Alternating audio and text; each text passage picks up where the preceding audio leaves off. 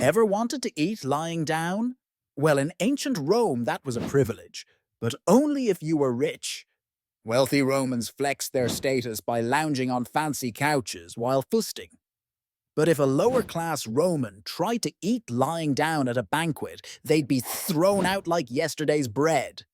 Basically, reclining while eating was the VIP section of the ancient world. So, do you think this was an elite flex or just plain ridiculous? Let me know in the comments.